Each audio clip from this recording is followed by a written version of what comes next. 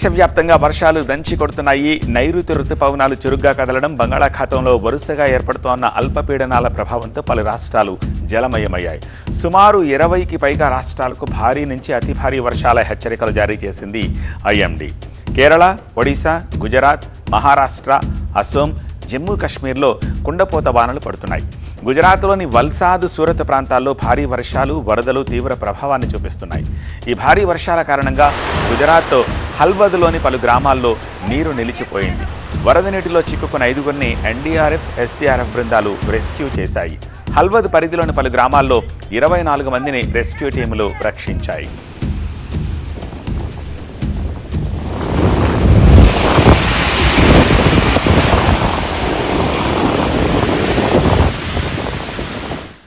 ఇక కర్ణాటకలోని శివమొగ్గ జిల్లా తీర్థహళ్లిలో విషాదం చోటు చేసుకుంది. ఇందిరానగర్లో కొండ చర్యలు విరిగిపడి 3 ప్రాణాలు కోల్పోయారు. మృతుల్లో దంపతులతో పాటు 3 ఏళ్ల చిన్నారి ఉంది.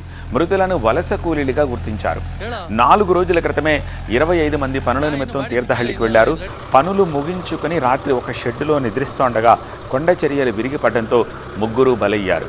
సమాచారం అందుకున్న అధికారులు జేసీబీల సాయంతో సహాయక చర్యలు చేపట్టి 3 మృతదేహాలను వెలికి తీశారు.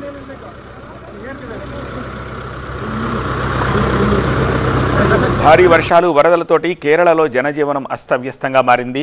స్థానికులు పడవలతో ప్రయాణించాల్సిన పరిస్థితులు ఏర్పడ్డాయి.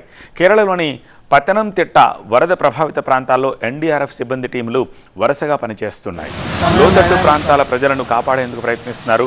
31 మందిని రెస్క్యూ చేసినట్టుగా ఎన్డీఆర్ఎఫ్ సిబ్బంది తెలిపారు. ఇడుక్కిలోని కల్లార్కుట్టి డ్యాంకు వరద పోటెత్తడంతో అధికారులు గేట్లెత్తి నీటిని విడుదల చేశారు.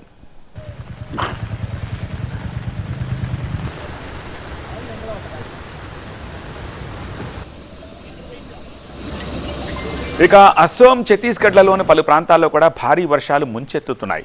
ఛత్తీస్గఢ్ నారాయణపూర్లోని అబూజ్మడ్ ప్రాంతంలో వరదలు బీభత్సం సృష్టించాయి. 2 బాలికలు ప్రాణాలు కోల్పోగా వరదలతో 50కి పైగా ఇళ్లు దెబ్బతిన్నాయి.